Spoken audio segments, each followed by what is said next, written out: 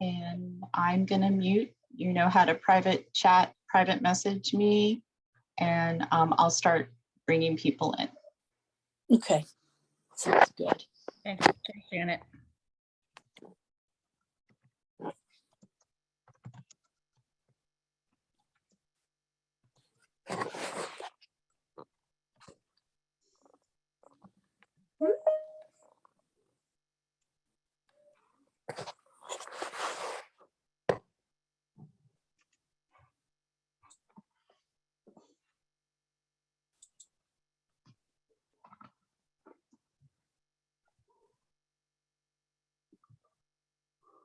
Good evening, Mr. Newman. Hello, Miss Riley. How you doing? I'm doing all right. Did not expect to see you here, and it is good to see you. Oh, thanks. I appreciate that. Yeah, it was a long couple of weeks, but Yeah, I saw Sarah started something in Teams. I don't know if she might have saw the calendar invite and hopped on there. okay. I am sending them a note to let them know.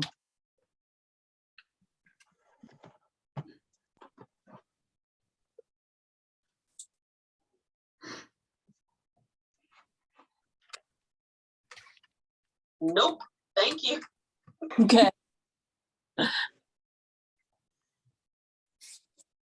Thanks, Judy. I didn't know either. Sure.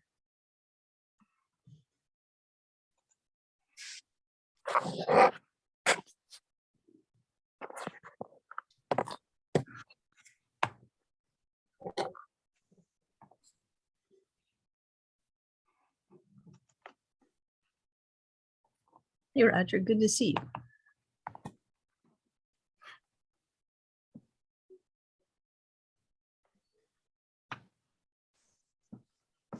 Are we supposed to be getting on now? Yeah, we're on. We're just going to give everybody a few more minutes to let some more people in, and then we'll do some brief introductions and get started. Thank you for Hi, being here. Robin. Hi, Hi, Joanna. Jacob. Hi. How are you all? Good. Doing Robin, great. you got lightning behind you. That's right. Yep. It's an Ansel Adams. It's one of my favorite photographers. Mhm. Mr. Dice, how are you? I am very well, thank you. Trying to stay warm, but Mhm. Otherwise doing just fine, thanks. You- Happy you've New got- Year. You've got a great beard. Happy New Year, right? Thank you. It's my COVID beard. Yeah, mine too, but mine goes up and down. Trouble is I can't keep up with Omicron. Ah, Hello. Good afternoon, everybody. Hi, afternoon. Marcus. Good Battle. afternoon. Marcus Battle. How Good are you? afternoon. Hi, Mr. Excellent. Earl. Haven't seen you in a long time. Glad to see you. Happy holidays. Good to see you. Good to see you. Oh, Dr. Crow has joined us. Hello, everybody. How are you? Raymond, how are you? Doing okay. Robin, I'm going to jump in. Some people click the Teams link. Okay. So you want to give them another minute. Okay. Thank you, Janet.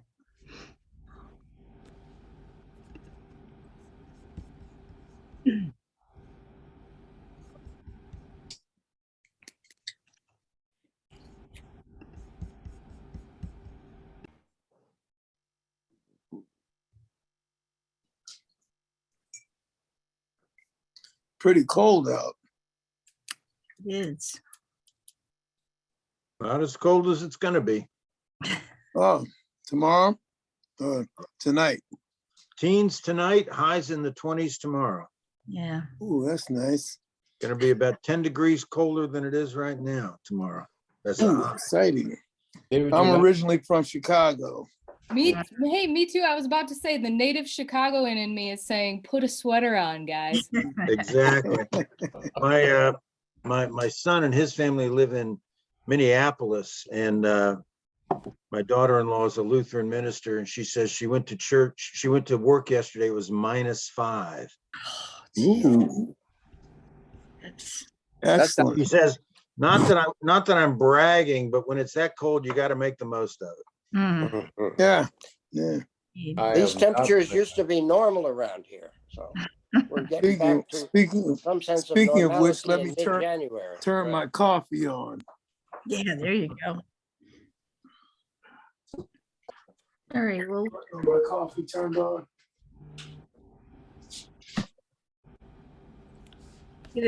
we'll give everybody like one more minute and then we'll get started. So David, I grew up in Michigan. Okay. And I'm from Michigan, and I'm from Michigan precisely because I'm not a fan of cold weather or snow. Well, Mm. the first time I visited my son in Minneapolis, I was talking to some of his friends, and it was in November. I was there for Thanksgiving, and they were all very depressed that it had not snowed yet. Yeah. I have very little sympathy for folks who say, I want a white Christmas. I want a white Christmas. No, I'm good. If I never have to slog through snow again, I want sunny and 65 on Christmas. Yeah, I could go for that. If I want snow, I can turn on the television and find it usually. I think, Well, it was 65, but not sunny. This no, that's right. Yeah, that's true. I'll settle. I think winter is something you should have the opportunity to go visit. Yes, Mhm. I'm 100%. I like that. The option. I want an option. The option, that's excellent. A reminder that you're being, we are recording, and I have 4 people in the waiting room that aren't identified, so I can't let them in. I've repeatedly asked them to identify. Okay, well, that's okay. We'll get started. As it's recorded, if they need to hear, we can provide the link back to them and they can listen in at that point. So, Okay, great. thank you, Janet. We'll ask Janet to add the agenda, although it's brief, to the chat. So first off, I want to thank everybody for joining us tonight. I appreciate everybody taking the time right at dinner. I know everybody has a few young people in the background, so I'm sure everybody's got a lot of things to do. I'd like to do some brief introductions. First, I'm Robin Riley. I'm the proud director of the Montgomery County Department of Recreation. So glad to see everybody. I see a lot of familiar faces, a lot of familiar names. So thanks for joining us tonight. I will introduce David Dice. He's the director of the General Services. That's Mr. Dice. Thank you, David. Dr. Raymond Crowell, who is joining us from Department of Health and Human Services. And Amanda Harris, who's the chief of services to end homelessness in Montgomery County. And I think those are all. I have Jewel Lyons, who's manager for our facilities team. I'm not sure Jacob if Newman. Oh, Jacob Newman. Yeah, I wrote Jacob Newman down. Jacob Newman, the director of the Silver Spring Regional Service Centers. I have Adrian Clutter, who's our chief of programs and administration, who's here. Sarah Swar, manager for senior programs. I'm not sure if Melanie Saucy is on, who's our chief over facilities. She's also here. Of course I'm here. There she is. And I think Portia Scott, who is our supervisor over the facilities in this region. So I think I've gotten everybody. If I missed somebody, just raise your hand or tell me in the chat. If I could ask everybody to stay muted. I'm gonna go through the agenda pretty quickly. If at the end, if you have a question or you have some feedback, you can raise your hand, either physical hand or the chat hand, or you can put it into the chat. If we don't get all of the answers to your questions tonight, I promise you, I will find them and get them back to each person via email. And I'll also put my contact information in the chat. And if you want to email me or call me directly, you can do that as well. Somebody's dog. See, that's why I came upstairs, because I have 3 little barkies downstairs who I figured would interrupt us. Anything before we get started? Robin, you can put my name and contact information in chat as well. And I was Okay. just going to acknowledge that Delegate Jared Solomon is with us as well this evening. Okay, great, awesome. I didn't see him join us. But I appreciate that. Thank you, Jacob. I'll throw it to David Dice to give us a brief sort of status report on where we are with the Neville Street homeless shelter that's being worked on right now and hopefully near completion. And so David will give us an update on the status of that building. Oh, right now. Okay, great. I'm gonna begin by apologizing. My Wi-Fi connection is a little wonky, so I may freeze, and it looks like I may be doing a little bit of that right now. So if I am, then Robin, you can skip over me and go to HHS and come back. But can everyone hear me okay right now? Just sort of nod your heads. All right, great. So the background and the reason for this is to update everybody on the status of all of these interrelated projects. We obviously are very interested in working with our friends at Recreation to return the rec centers to their communities as soon as possible. But in order for that to occur, we have to complete the Neville Street homeless shelter, which is a building, a 20,000 square foot building in North Rockville. And it's a building that was originally an office building that the county purchased late last summer, early fall.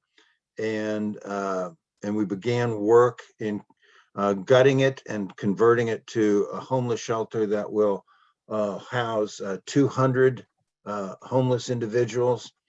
We began work in mid-September. This is a project that normally takes about 10 to 12 months to complete. We think we'll get it done in under 5 months. And that's because the contractor is literally working around the clock every day of the week to get this done. Everyone understands how important this is to get done. And we were actually on track to complete it in early January, late December, early January. But we've run into a couple of snags, 3 in particular. One is that there's right next to the Neville Street shelter, Pepco is building a very large substation. And Pepco's work in Neville Street, right in front of our shelter, has been delayed and is slow going. And they were supposed to be out of there in November. They are now supposed to be completing their work this week or early next week. They've just had a lot of delays. They are citing COVID-related delays and of course, recently over the last week and a half, weather delays. But they're supposed to be, their work is complete and they have to close up their trench. In order for them to do that, they need some relatively decent weather, which they should have at the end of the week. After that, then we can go into Neville Street and connect a gas line feeding the building to the Washington gas main in the street, as well as a water connection to the water line that's in the street. Now, we're not sitting back and waiting idly for this work to be done. Much of the work to be done inside the building is nearing completion. Most of it, in fact, is complete. The building's about 90% complete. We've even run the water line and the gas service to the sidewalk. So all we need to do is go out into the street, tap the 2 lines and run those services without getting the 2 mixed up and to the building. As soon as the water line is connected, we can then test the fire system and flush the plumbing system out. So at this point, we're expecting the work to be completed by late January, the first week of February, basically a month delay. You can, if you'd like, keep up to speed on the progress of the project by going to the Department of General Services Neighborhood Projects page. It's a very easy URL. It's the county's main address, which is montgomerycountymd.gov, and then / all one word, neighborhood projects. And that will take you to a website that lists all of our current construction projects, building wise, and scroll down about one page and you'll see the Neville Street, Nebel Street project. And we keep that up to date with photographs and progress dates and schedules. So you should be able to look at that. And yes, I will put the web address for the Neville Street project. Well, someone just put it on there for me. So thank you, Jacob. So please feel free to check that out. I've got the project team keeping it updated at least weekly, if not more frequently. So while the Neville Street project is delayed, the delay is not going to be that great. We have, like everyone else that you read about, encountered some supply chain problems. The one that's frankly the most threatening to us at this point are reflectors for the ceiling lights. We're putting in, this is going to be a very green building, very energy efficient building. And we have some LED lights we've installed, but the reflectors for those lights were supposed to have been delivered in early December and are now not expected for another week or two. But easy to put up, and we'll have those installed in time. So again, we're looking at a late February completion for the project, or late January, mid-February completion for the project, and then we're coordinating with the service providers who are currently operating the shelters at Long Branch and my mind just went blank on the other shelter. Raymond, which one is that? Caulfield. Caulfield, thank you. Long Branch and Caulfield. And we have been in regular contact. In fact, I have weekly meetings with those service providers to keep them updated and plan the logistics for the relocation of the folks in those two centers so that we can make this a transition, a move that should take no more than 2 to 3 days to complete. At which point then we will work with our rec colleagues to restore both Caulfield and Long Branch to their operating condition. For the Department of General Services, that involves going in and redoing restrooms, floors, walls, finishes, and everything related to the base building that needs to be restored, renovated, and refreshed. And recreation has some equipment, and Robin can speak to some of those things. The thing that'll be the most time impactful in that is the refinishing of gymnasium floors, so that when those centers are open, those floors will be refinished and look like new. So it's our commitment to return those centers to the community in excellent condition. And so we estimate all of that work to take 4 to 6 weeks to complete. So we're looking at basically an April reopening of the rec centers. That is a real fast drive-by on the project, and certainly I'm here tonight to answer any questions that anyone might have. So Robin, I'll turn it back to you. Great. Thank you, David. I appreciate that. I guess either Raymond or Amanda, do you want to jump in and talk a little bit in terms of what the transition looks like once Neville Street is available, sort of how one thing has to kind of fit together with the other pieces, so that Long Branch is first and then Caulfield is the next one? Can you brief the community a little bit about that transition? I think that's why Amanda's joined us this evening, so I'll yield to the person who has the in-depth knowledge. Well, thank you, Dr. Kroll. Happy to speak to you all. Not a whole lot to add. I think David summarized it nicely, but there are a lot of moving parts in the transition. We currently have men at 3 different facilities. So Long Branch is one of them. There is another permanent shelter, Crabs Branch, and then a temporary shelter set up at 6 Taft Court. So once Neville Street is ready, we will need to move all 3 of those facilities into Neville. So we will do that in succession, with Long Branch being first, because we are eager to give you back your rec center. So Long Branch will move, then we'll move probably 6 Taft Court, and then Crabs Branch.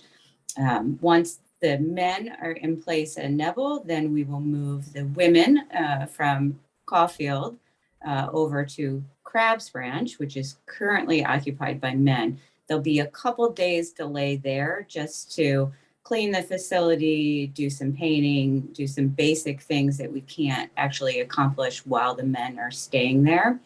And then Caulfield will be handed over to DGS to be able to make the necessary repairs and renovations and get it prepared for the community. So there's a lot of moving parts, but we all understand the sense of urgency and are going to move as quickly as possible. And we've been doing a lot of work in the interim to prepare for those moves, getting the furniture, the beds, the kitchen equipment, so everything will be ready to go. I will be upfront and say the only thing that could potentially throw a wrench in this plan is Omicron. It has definitely hit our shelter system hard over the last few weeks. Throughout the entire pandemic, we maintained a positivity rate of under 2% through the entire pandemic until December. And now we're at 35% positivity rate. We are having just a really hard time controlling the spread in our facilities. And what that means is some facilities have had to actually go into a quarantine in place or a lockdown where no one can leave the facility for 10 days. So fingers crossed that won't happen again, and we'll be able to move. But in the event that any of those 3 men's facilities are under lockdown, we will not be able to move them until the quarantine is completed. Good news is Long Branch has already experienced a lockdown. 6 Taft Court has already experienced a lockdown, and Crabs Branch has already experienced a lockdown. So hopefully Omicron has already made its way through those facilities, and we're in the clear for the remainder of the winter. So I think that's it. I don't know, Dr. Kroll, if you have anything that you want to add around. Thank you, Amanda. Yeah, the only other thing I would add to that is just related to Omicron and what we know about it from a public health perspective. If Omicron follows the course that it has taken in other countries and in other cities, and indeed we're seeing it in New York now, where the numbers are beginning to level out and turn down, we should expect that January is going to be a continued rough month for us across all the county. But by the end of January, we expect to see a significant downturn and Omicron declining in terms of infection rate and numbers. So if we can manage to keep our shelter residents safe for the next month, 6 weeks, by the time we get to the end of this process of Neville Street being ready, we should be able to move without having to be on any kind of lockdown. So I'm optimistic that that's a scenario for Omicron's passing.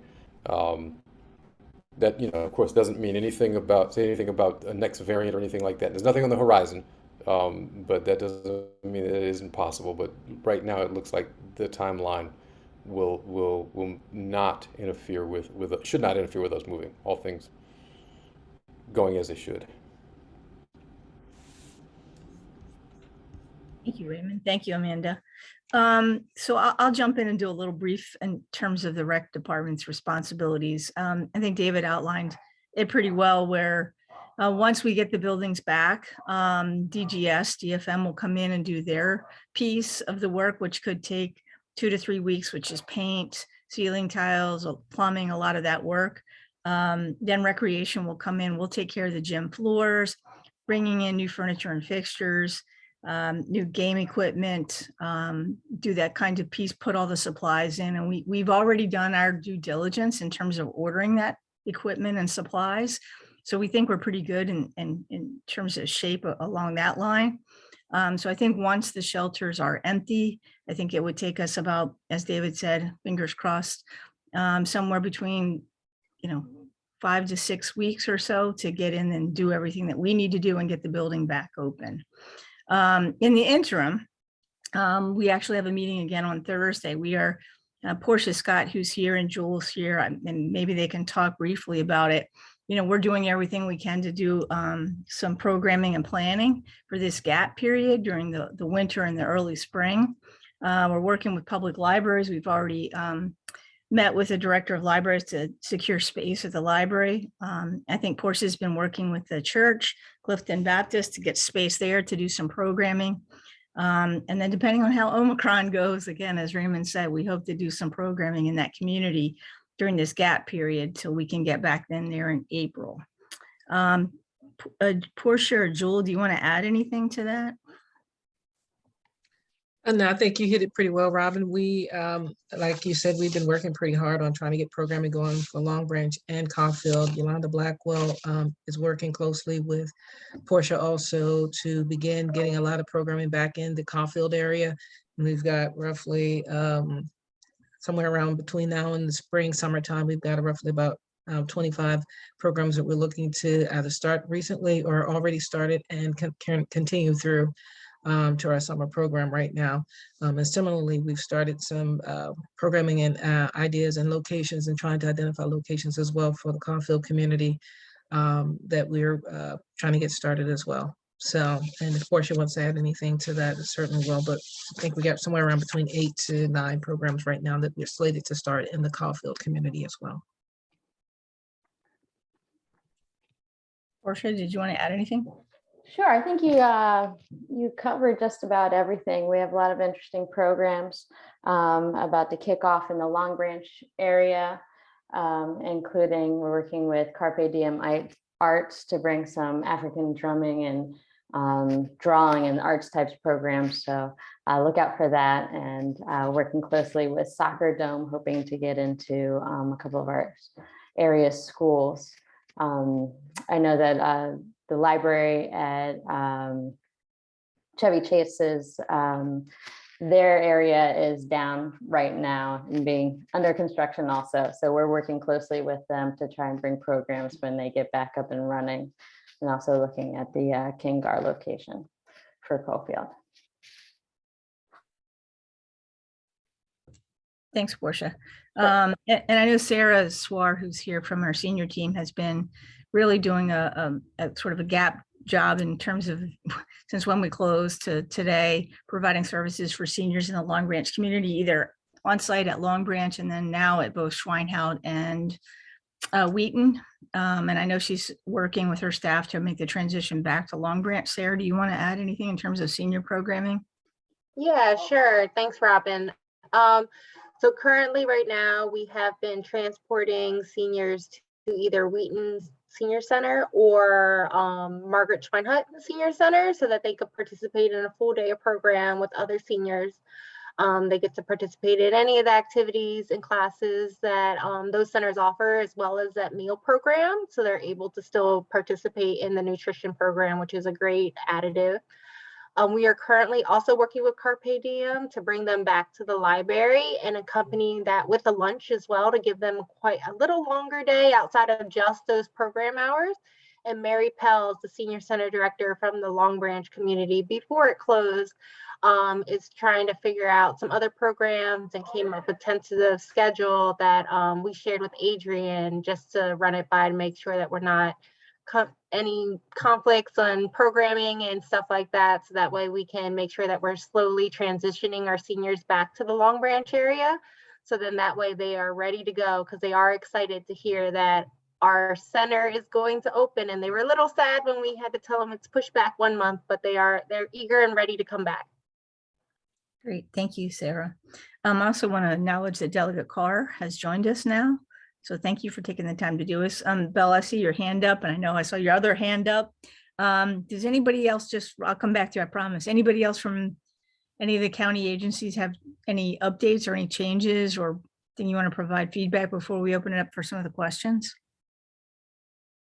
Okay, Bill, you're on.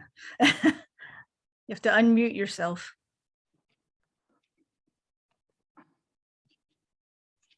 Belle, I did see your question. Do you want me to respond to that?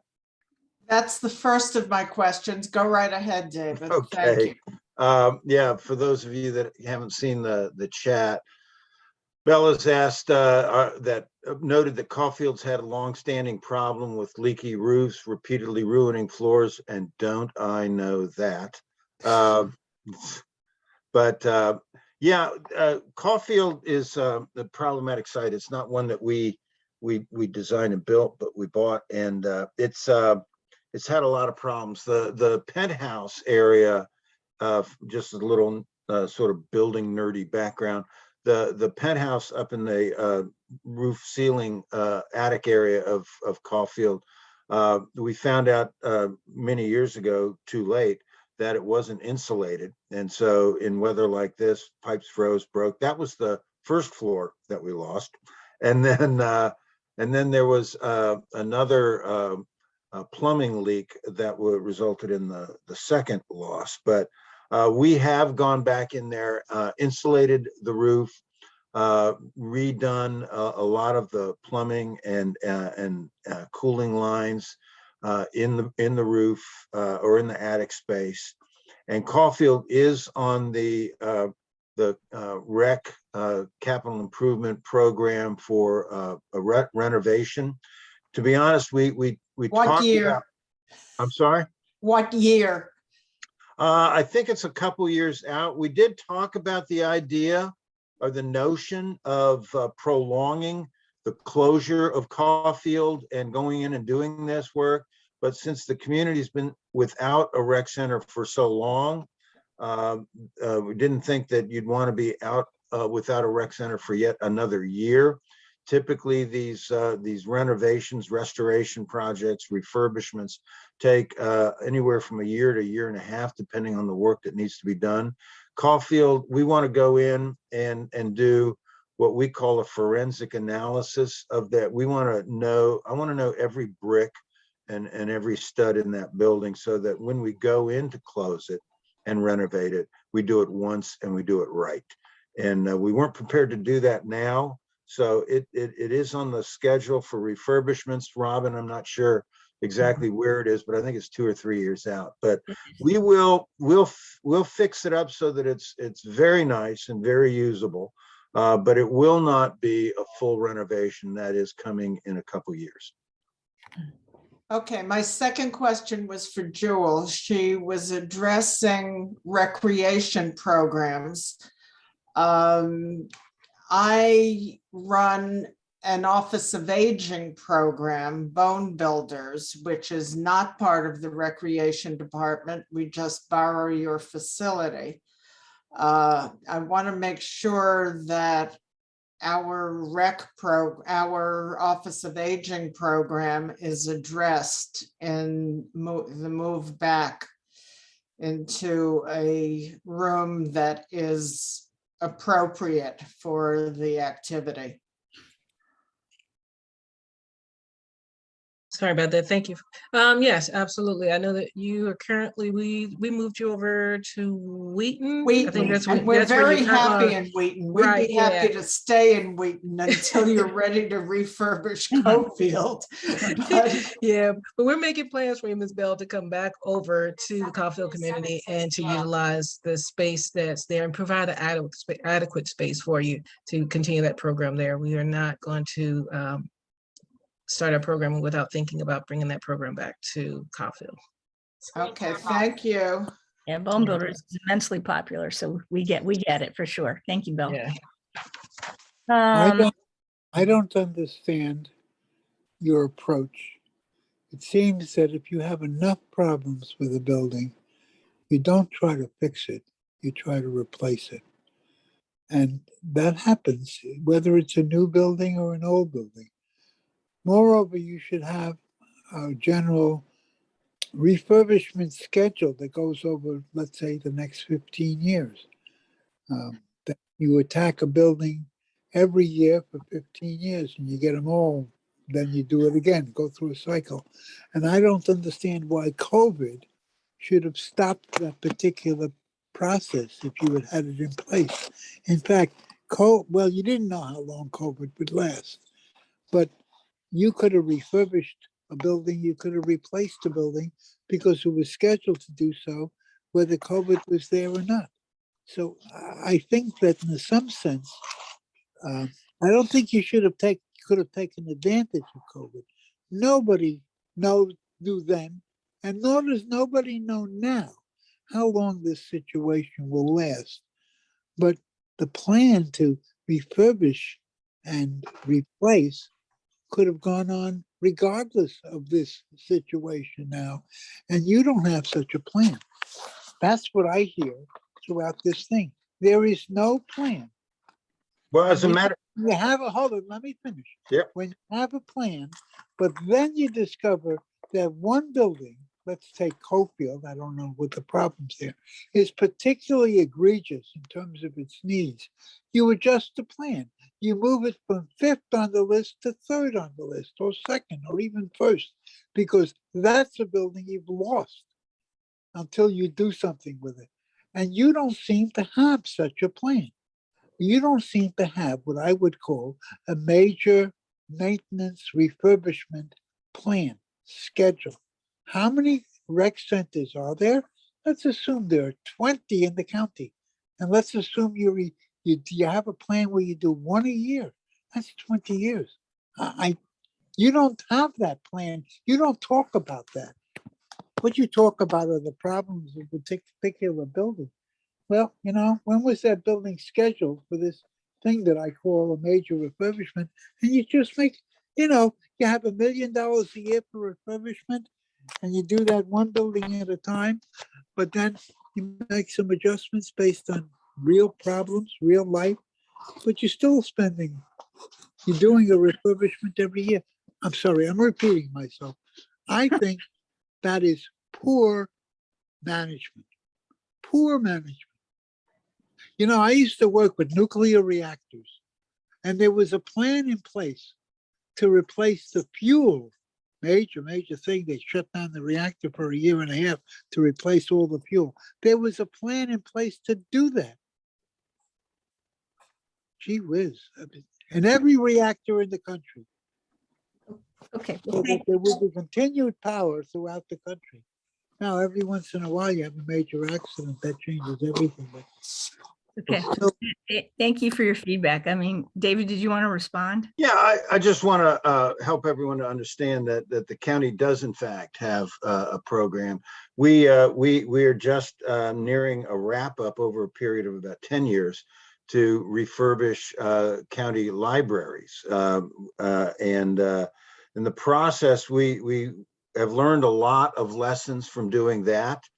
And we're applying those lessons to the refurbishment of recreation centers, that there is a plan and a schedule to do that. We've worked with recreation to prioritize buildings. Caulfield is not unique. There are a number of recreation centers, as there once were with libraries, that needed attention. And what our experience with libraries, for instance, is we would go in to do a refresh, and to find out that refresh actually needed to become a refurbishment, and in one or two cases, a renovation. So instead of being surprised, we now go in a systematic approach, examine the structure and the building thoroughly to determine precisely what needs to be done. Because we're very, like libraries, we know that the residents of Montgomery County love their rec centers. And so we try and get in there and fix it once, and not go in and miss things and not be prepared for what we run into. So we will thoroughly know the building. So the schedule is to go in and do an analysis of a building one year, and the next year to go in and do the refurbishment. Those analyses are underway in the first round. And the capital improvement program that the executive will be sending over to the county council does address the funding for that effort. So there is a plan underway that will not only renovate the rec centers, but also the pool slides and the aquatic centers as well. It is a long period because we do have a number of rec centers. Some need more work than others, but they will all get touched to one degree. Yeah, and senior centers. David also. I think David froze. Marcus, I see your hand up. I'm going to try to get a couple of the questions in the chat first, if that's okay. Roger, I think I answered your question. Once we get the building back and Neville's finished, it could take about 6 to 8 weeks total between the move and everything that both David's shop and our shop needs to do. So I think I answered that question. Going to get one more, Marcus. Annie asked, is there a mechanism to alert neighbors when a rec center shelter goes into lockdown? Lockdown in terms of not being available to the public, or lockdown because of COVID, Annie? I think Amanda and Dr. Crowell talked about lockdowns because of COVID. Okay. Right. That one I can't answer. Yeah, this is, I'll start and Amanda can jump in with this. Okay. So lockdown is in relation to COVID, but what it means is that we have locked down new admissions into the shelter because we've had an outbreak. And what is happening is that we move the residents who've been positive to isolation or quarantine until their period is over. So we move them out of the facility so that the people who are in the facility are not known to be positive for COVID, but we're not admitting new people to the space. We also increase our testing capacity when we're in lockdown. So we're doing more testing to make sure we're catching any cases that might pop up. That makes more sense than what it conjured for me, which was that you were keeping everyone in the facility and not letting people leave. So thank you. I had a hunch that might be what you meant. Okay. Thank you for that clarification. Yeah. Thanks. Sure. Well, we are, I mean, that's sort of true. We are telling the people that are not positive yet that they cannot leave. They are actually asked to stay put, but any known positives are moved to the isolation quarantine hotel. And then we're actually testing with rapid tests every other day in the facility. And then anyone who tests positive thereafter, we do move to the isolation quarantine hotel. Right. So if you still would like information about that, we can figure out a mechanism for communicating when it is in quarantine in place. I think that's much clearer. It makes more sense now. So thanks. Yep. Marcus, you had a question? Can you hear me? Can you hear me? Yes, sir. Yes. Yes. Okay, my hand's been raised for a long time. You skipped over me. All right.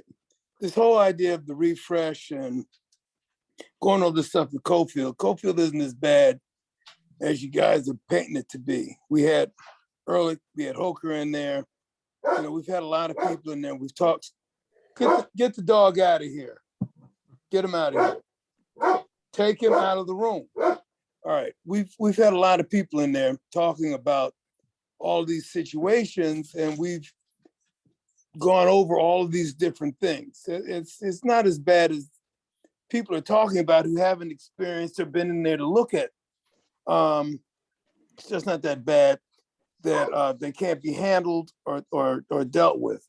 The community has programs that the kids need and the seniors need. To talk about shutting down the community center for even a year isn't a good idea. All right, we need the center for the many different things. Just to talk about shutting us down in even a year isn't a good idea. It is mind-boggling. I think you need to rethink all of these things. And come back, talk to Hoker about what he came and talked to us about. He sat in our office and we talked, I don't know, maybe 4 hours twice about this. We went over and he talked about coming back 5 years later about this refresh because it didn't seem necessary. The building didn't seem as bad as you guys are talking about. The lady who's talking about her class hasn't been to the advisory board and brought that to our attention. She's going way over the top to talk about this. She hasn't been to Yolanda to talk about this. So I don't know who she talked about taking this to about moving her class. Her class was moved because the building was shut down because of the pandemic. So I don't know what's going on with this. We can handle this stuff within the proper means, but if not, then so be it. But you guys are talking awful bad about our building. It just sounds like we've got this terrible building and it's disgusting and all this stuff. And it just really doesn't, it's just really kind of bad. You know, Marcus, you and I know each other. I've never said it's disgusting, but you work on the first floor and I work on the second floor where the water drips in. So that was my concern. Okay, I've been there since the building was built. I've been upstairs for every program. I run a lot of things, from the art show to the business show I mean, I do a lot of things in that building. So I understand we have different things that go on that the county has that they can fix. They have what is the name of the company? Hold on. We can get this stuff fixed, that we don't have to shut the building down for a year and a half. So we don't have any programs for the kids in the neighborhood to come to. We need an after school program. Yeah, Marcus, they have nowhere to go to. You know, that all of a sudden for a year and a half, they have nowhere to go. After 2 years of having nowhere to go for an after school program. Now we're talking about 3 or 4 years. No, we're not going to be shutting it down. Marcus, we're not. That's why we decided not to do the refresh right now. I mean, the refresh does need to happen. I mean, everybody knows that building does have some needs, some paint. It needs some new bathrooms. It needs some work. It does, but I think with a good plan in place, working with the community, working with a solid plan in place, we can do a much better job of preparing, hopefully post-pandemic, to do robust programming for out of school time and seniors using school spaces and other spaces with a good plan in place. And that's what we're working. Let me ask you this. Can't they fix bathrooms one at a time? It's really challenging to, I mean, David can talk to it. I mean, we tried to do this with a rec center in the Alney area, Longwood, and it just becomes so complicated between accessibility for people with a disability, making safe passages. It's just not a good plan. And you're right, the building's not terrible. It's not, but it does need some work. And we'll work with the community and you to make sure we have a solid plan in place to make those transitions. But again, we're not doing that right now. We're getting back in. David's going to do a full building assessment, figure out what really needs to happen. And the refresh is just that, a refresh. It's not tearing down walls. It's not changing the footprint. These are still 2 or 3 years out. We don't have the funding yet for this, so it's not going to be happening in a minute. So we'll have a good plan in place to make sure we fill those gaps. Marcus, to your point, Marcus, you're right. Caulfield has undergone a lot of renovations and facelifts in certain areas, and that is why it is not high on the list. There are other rec centers that need attention sooner than Caulfield. Typically, when we go in, as I mentioned, we try and do everything that we need to do in one fell swoop. That'll include any structural issues. We bring the building into full ADA compliance and take this opportunity to do other work that the community has input on. Okay. All right. I'm just, this. Thank you, Marcus. I'm sorry for sounding. No, it's okay. Oh, that's okay. No, it just shows your passion about yeah. It's not a bad thing. It's not a bad thing. I spent 30 years working in Fairfax County. I love how Montgomery County's residents are so invested in their rec centers and their libraries. I think it's great. We get everybody from Chevy Chase, Bethesda, and Silver Spring using our community center. Yeah. And it's an interesting area, and there's nothing else right there but us. That's so, right. Yep. It's been gone for a long enough. Yep. So, and I'm the guy that people yell at because they can't yell at Yolanda. Everyone kind of knows me, and I sit out there every day, every morning since we've been closed down, giving people walks. So, and you know, people yelling at me. So we just, okay. Sorry. That's okay. All right. Thank you, Marcus. Vanessa, you had your hand up? Yes, I am. I have. Thank you. And I think maybe I can relate with Mr. Marcus about denouncing these things with the passion that he has. I'm also, well, I'm Vanessa Pinto for the ones that don't know me. I'm the Empowerment and Leadership Development Program Director for CHEER. But mainly, I'm also a resident here in Long Branch. So for Mr. Marcus saying with this, like, it's not for us another service that we have that we, well, unfortunately by now we don't have. It's the only services that we have here in Long Branch. So that's why it's so important for us, and we are so concerned about knowing that it's going to be delayed.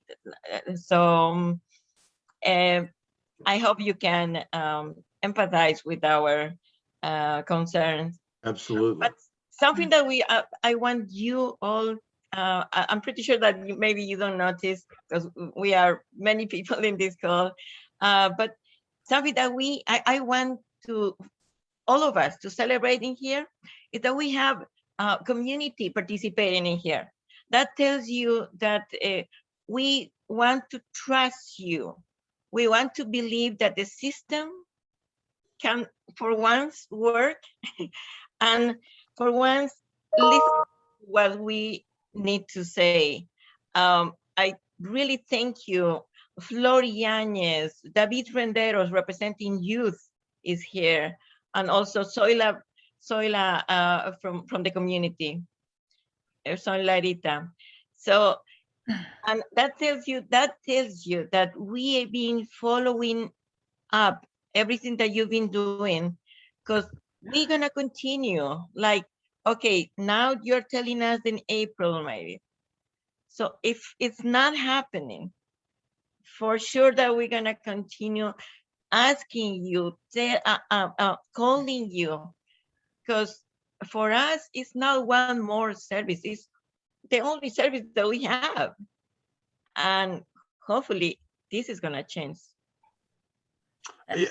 Just from general services standpoint, we do projects in neighborhoods all across the county.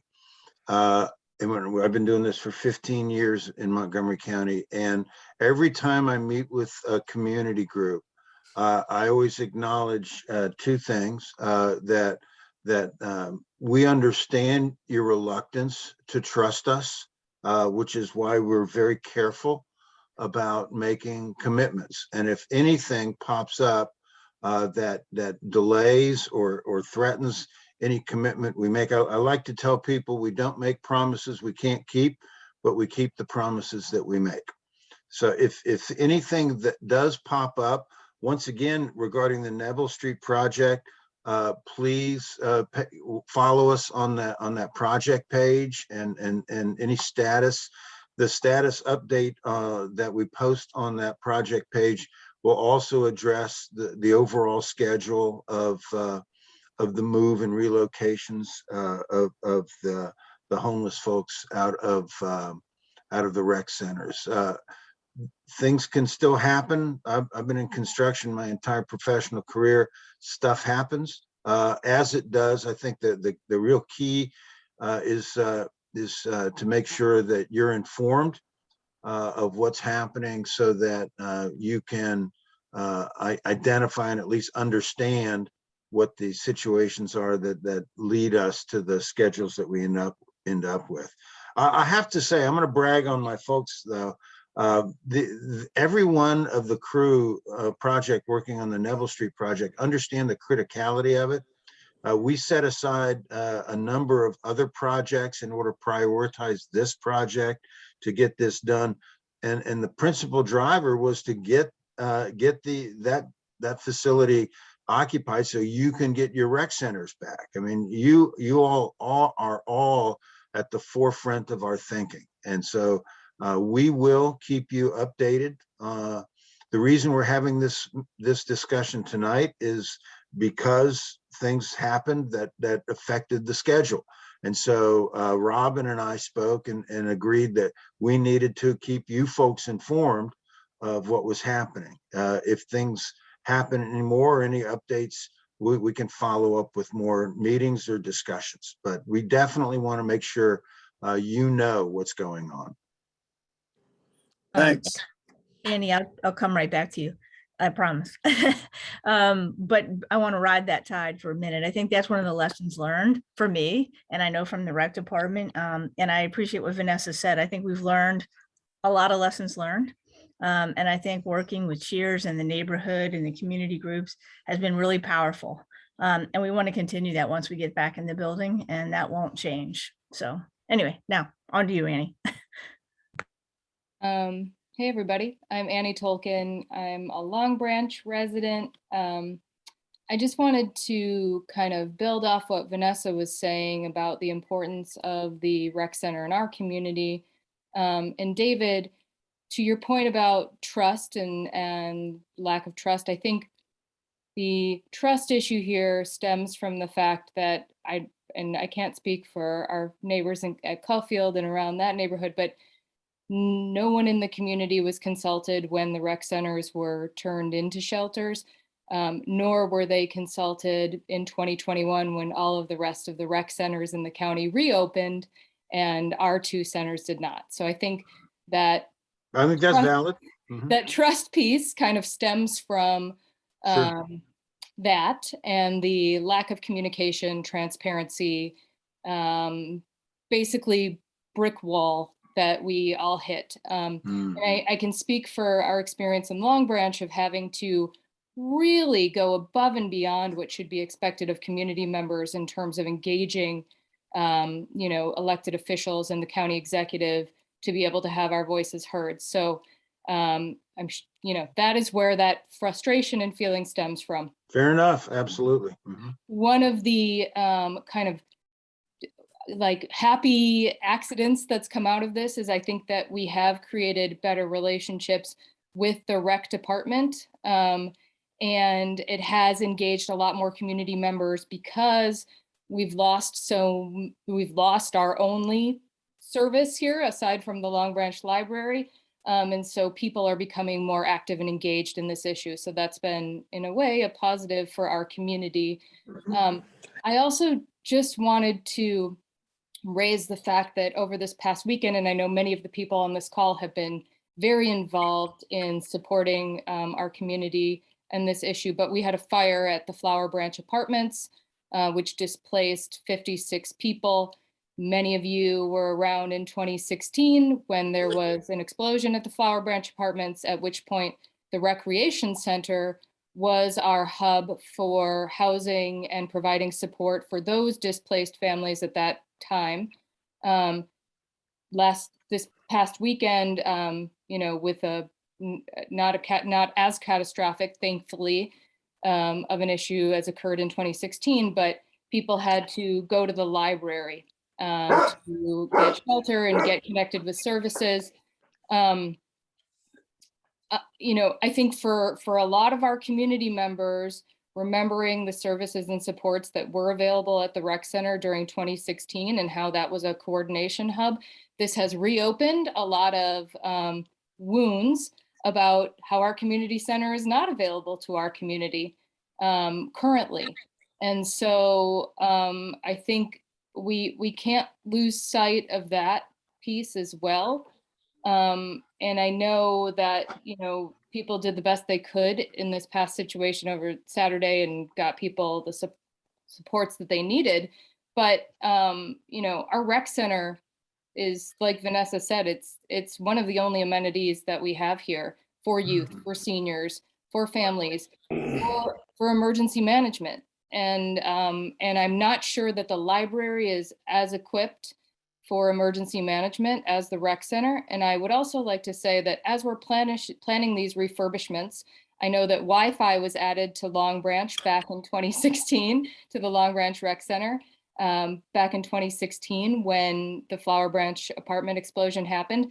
But I also think we should be looking towards emergency management and procedures to make sure that these places are set up to be hubs for the community in emergency situations. And I don't know if that's happening or not. And I saw Dr. Crowell's hand went up, so I'm guessing he has a response for me. But I think, I want you all to know that our community is watching this very, very closely. And we're feeling left behind. And I know that although people have been really trying on the rec side, on the library side to get more engagement, I feel like there's also a gap with how they're engaging the community. And we want to be better partners in that as well. So I think there's lots of stuff to unpack in my statement, but I want you to know that we are listening. We want to be a part of the process, and we need this opened up yesterday. And I'll leave it at that. Thank you, Annie. Bill, you had your hand up.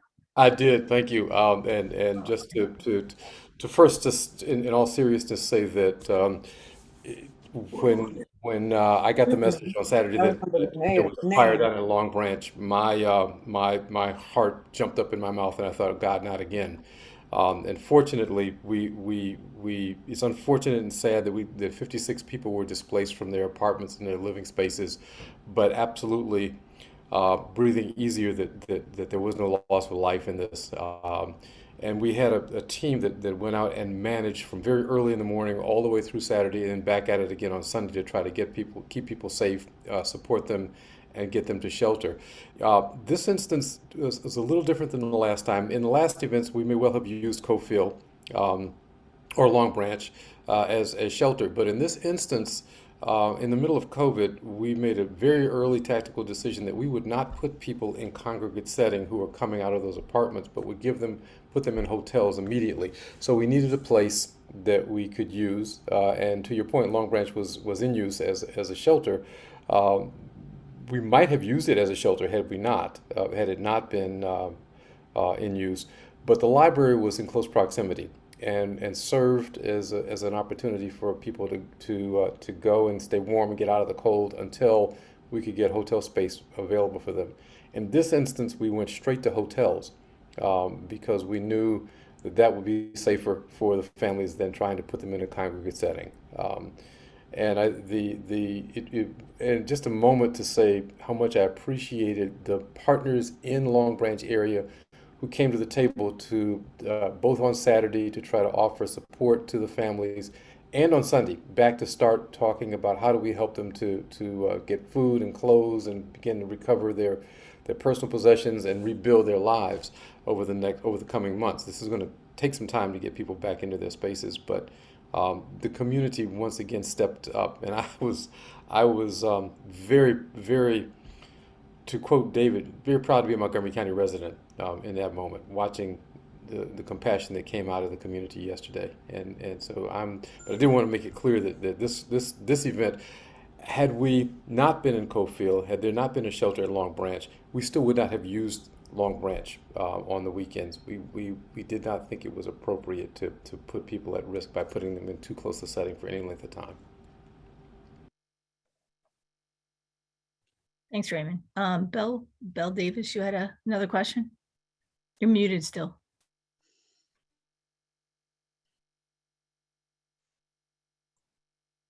I was going to ask David if he would recap. I don't know who's the best person for the overall schedule. I understand that I can go online and see DGS neighborhood projects, and that takes me to Neville. after Neville is completed and the men are moved in there and the women are moved into where the men were, how much longer till Cofield reopens? I Okay. didn't quite get that. All right, well, let me revisit that because Robin and I, yeah, Robin and I both work on this together because there's Department of General Services is responsible for the base building. My tenant departments, in this case, recreation, if you think of me as the county's landlord, the tenant department, recreation, is responsible for all the pertinent items. In this case, some furniture, fixtures, and equipment, and in particular, the gymnasium floor. So what we'll do, once the men are vacated, we'll go in and do, first thing we do is a massive cleanup, and then identifying everything needs to be done. Now, to shorten this cycle, we have already been in both rec centers and already identified what needs to be done. However, as you might imagine, things still happen. And so we go in. I have property managers that visit each of the rec centers every week or so and work with the operators in the homeless operators. So we're up to speed on what's going on. So we know what needs to be done. Walls patched, ceiling tiles, bathroom fixtures, and all of those base building things. So we're going to get in there and we're going to repair, replace, patch, and paint. While we are doing that, the recreation department is also, as Robin mentioned earlier, pre-ordered.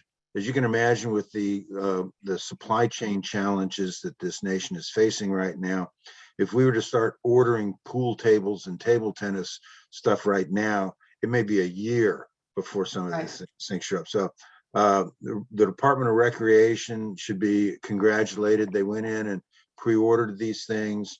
They're either being stored, those things that have arrived, they're either being stored by the supplier or by the Department of General Services, and that equipment can come in. The thing that takes the longest, and Robin can probably speak to this best, is the gymnasium floors. When I have to tell you as a personal anecdote, we've built some new rec centers for Robin and her crew over the last 15 years. And the part of the rec centers that always astounds me the most is the finished gymnasium floors. It's not so much the floor itself, but the striping that has to take place. And that you'd be amazed, since the community goes in there and uses these gymnasiums for basketball, for volleyball, for pickleball, for all sorts of things. And those floors are a rainbow of striping depending on the game. So the guys that go in and do that work are frankly, they're just artists. It's amazing. So that, as you can imagine, takes time. And so DGS will get in there, and our work will take no more than 3 weeks. Again, we're pretty good at getting in there. And again, my staff knows the priority. So we'll be working 6 days a week to get these things done. But you can't rush varnish. And so some of this is just a matter of time needed to do it right. And so while we'll get in there and do some things concurrently, everything else has to be done before you do the floor. And so the floor is the what we would call the sea anchor. It's the thing that slows it down because it just has to. So we're all committed to getting in there and doing our work in a span of 3 or so weeks. But Robin, the floor takes how long? Around 4 weeks. Right. So Bill, I think Bill, the answer to your question is probably we're looking at mid-April for Caulfield. Okay, At when best. does the new recreation session start? April 1 or thereabouts? The seasons, in terms of spring. Yeah, Yeah, it generally starts, where's Adrian or Jewel or Portia? It's like the first April 12th, something like that, in that first 2 weeks of April. You're pretty much close. It's right around the first week of April. First or second week of April, depending on the location of activities, but yes. But understand that we have already looked at a rolling start for certain activities. We're not going to hold hard and true to the normal seasons that we usually operate. We will try and get things up and Okay. running as quickly as possible and as long as we can.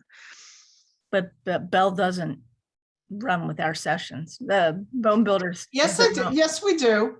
Do Yes, you? we do. Hmm. I just checked today. We have to register by February 14th.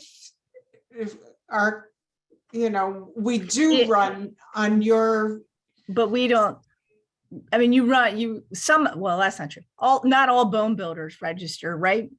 that's correct. But That's those right, that okay. are in the Okay. recreation department buildings do. Okay. And we're one of them, obviously. Yeah. So, okay. So we're talking about mid-April getting back in there perhaps?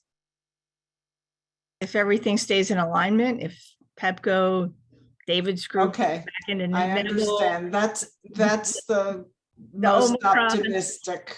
Yeah. As currently planned, yes.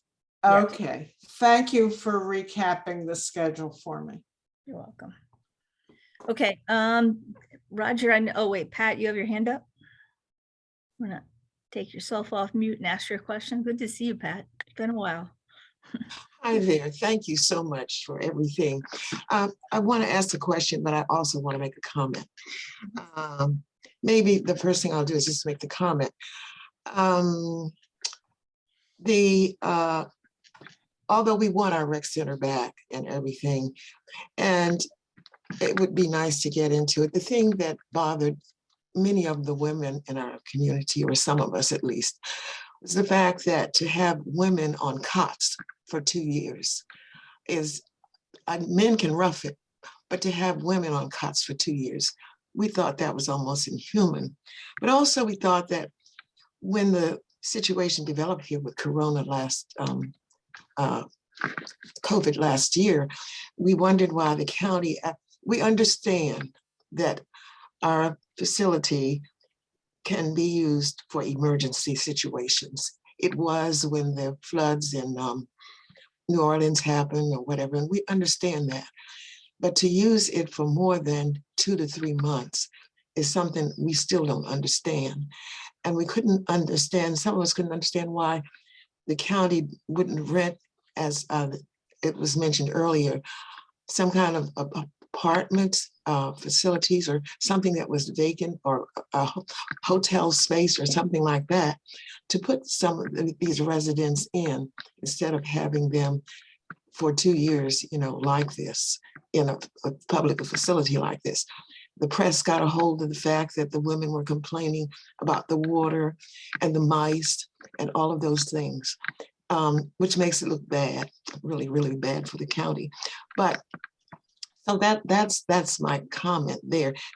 But we'd also, as the people in Long Branch mentioned, we'd like to become better partners with the Recreation Department a little bit in advance, so that something doesn't come and then ask, is that okay? Or this is what we're going to do for you.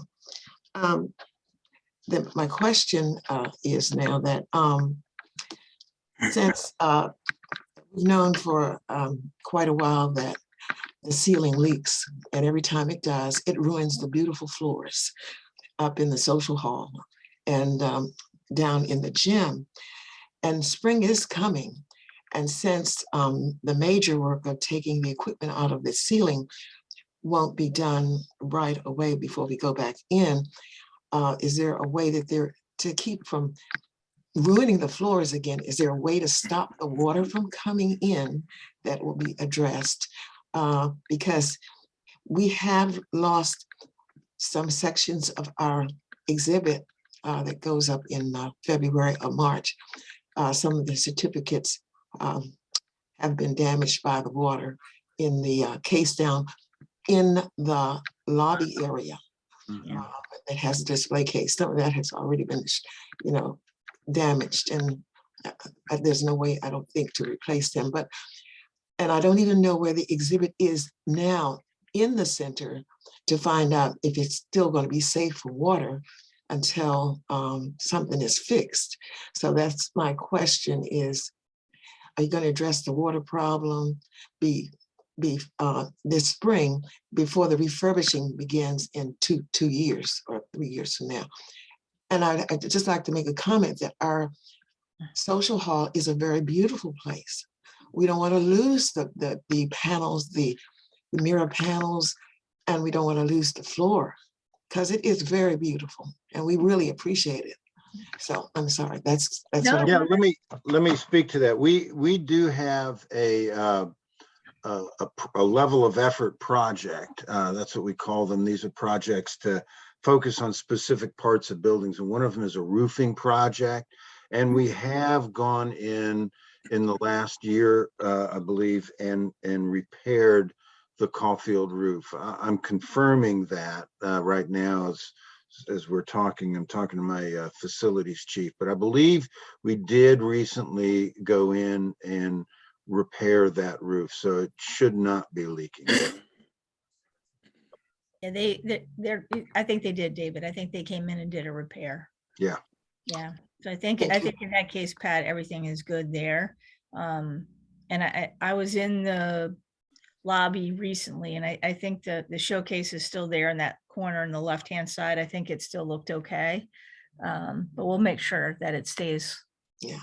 Well, we had, excuse me for cutting across you. No. But because you said that, I wanted you to know that we did, our exhibit has gone digital and is on a stick, and I think Roger has that, but I don't know where, when they brought it back, where it was put, because we're not allowed to go into the building. So I just want to say, I hope it's in a safe place. Yeah, we'll find it for you for sure.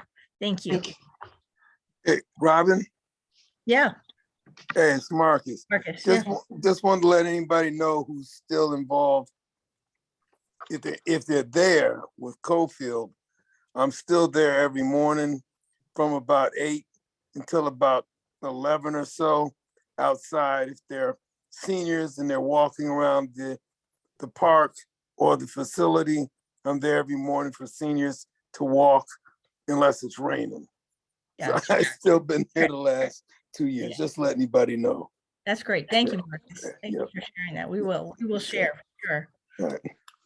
I think I got Roger, did I get all of your questions answered, Roger Patton? I know you put a lot in the chat. Just a couple things real quick. David, I hope that there's a chance to put some solar panels on top of the building, but I'll just leave that to you.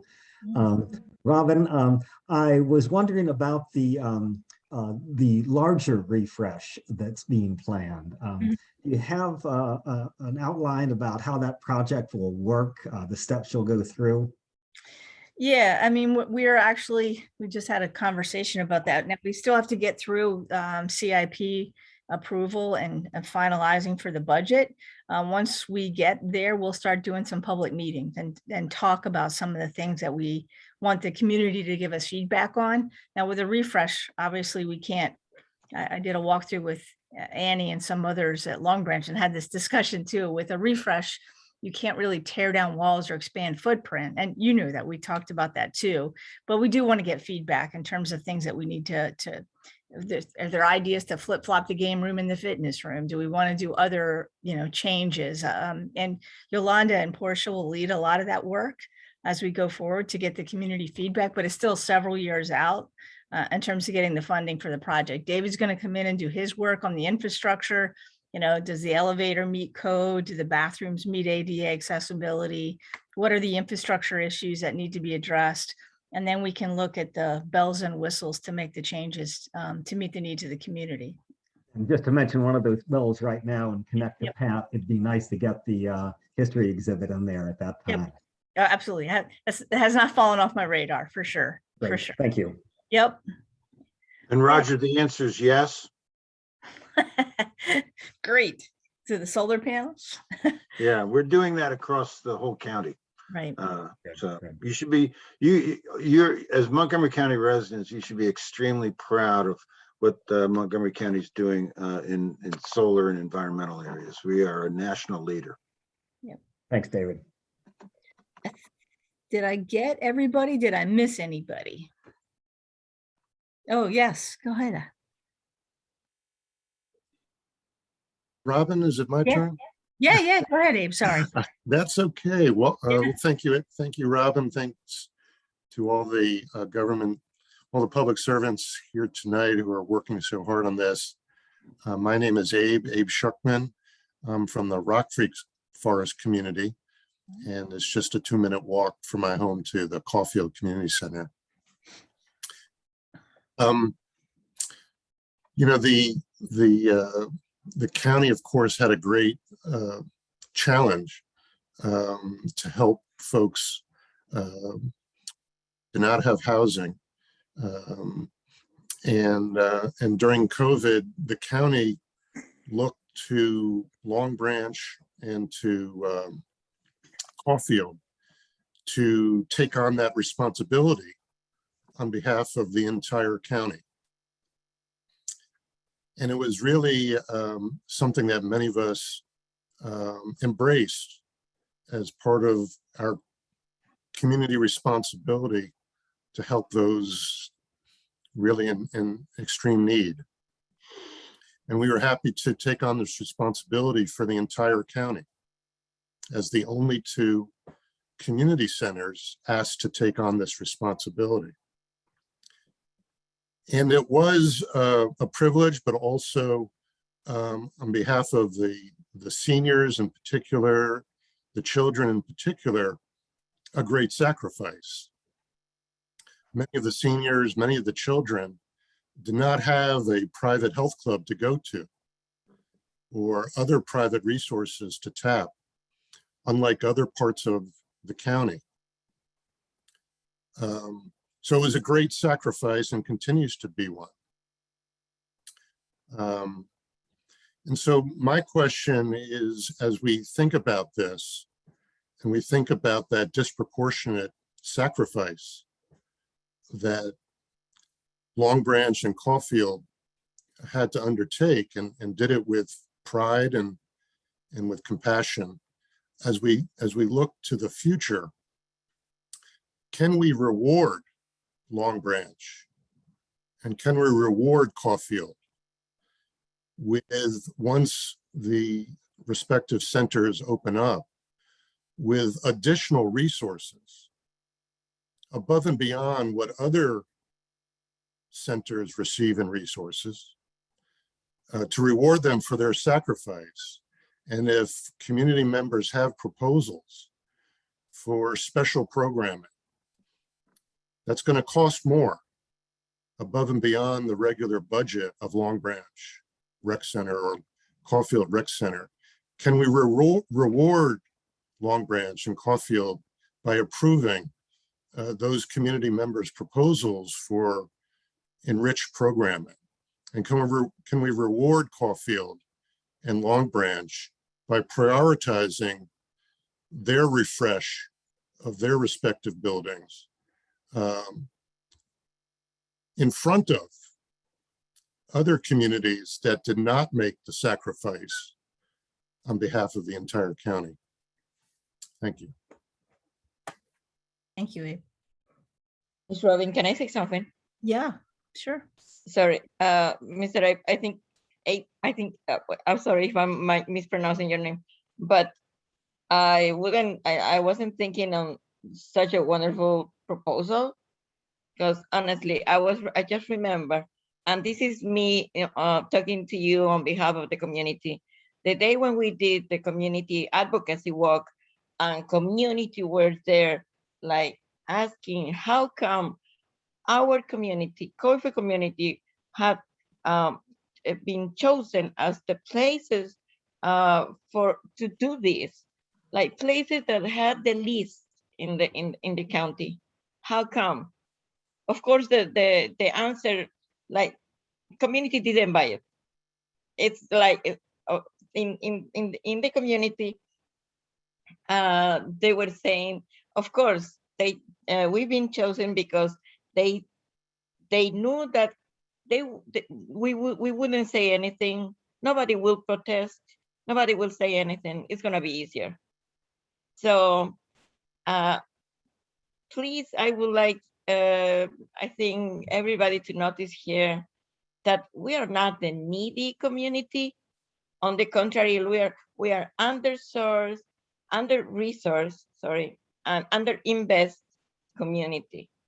We have less than most of these communities, the other communities. And that's why we are saying this is the only place that we have for children, for elderly people.